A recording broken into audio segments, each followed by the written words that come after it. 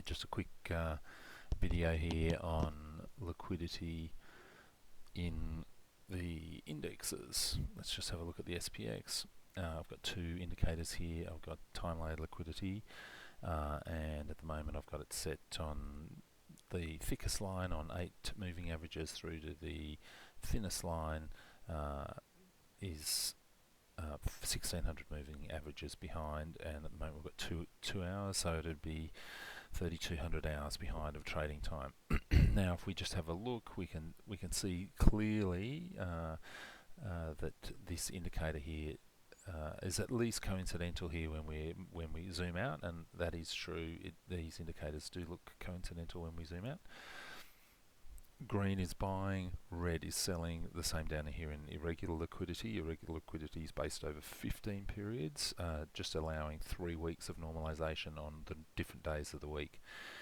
If we wanted to have a further look here, I'll just open up. We've got the MAG 7 here. I'm using the MAG 7 in the same indicators just to see how they were faring with liquidity, and we can see that they've been quite strong going into this period, and that's definitely been reflected in the FANG and the MAG.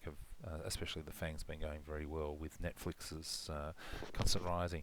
So if we looked in a little bit closer how Friday went, Friday did bump up into a selling period, and it did here too into the end. It was quite a selling period, apart from the buying back late into the trading hours where we just did see it run off. If we have a quick look at the retail index, again we can see this buying quite well through the dip here on the 24th, and then slowly washing out here until it was quite high, very similar to the SPX. Here we go, the NDX, the big index, looks a lot, it's very much tight, much closer. Yes, had a good tight period there of buying, and here on the 23rd when the filling was done, and again down here we can see that in the MAG. Not as definitely not as clear as we see in the SPX. So if here we've got another one, we've got the retail Qs, and the Qs again really good strong buying through here. And if we go and have a closer look, we see if yes, and it definitely was showing a little bit more buying, much more in line with the MAG than we saw in the SPX.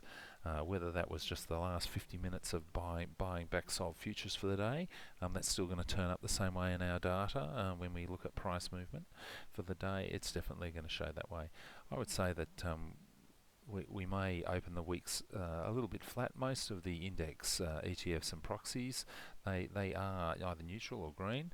But if we have a look here at the SPX, this is the SPX 0 to 30 day calls are in the green, puts are in the red, orange is new contracts open, blue is closed contracts. So we can see here I've got a 50% delta on at the moment. If we went and took this delta off,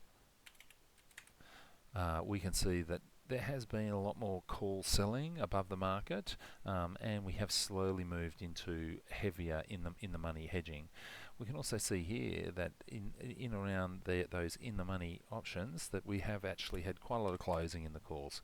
We can see here that we've had some 30,000 calls closed between at the money and about 0.8 delta, which is quite a large swag.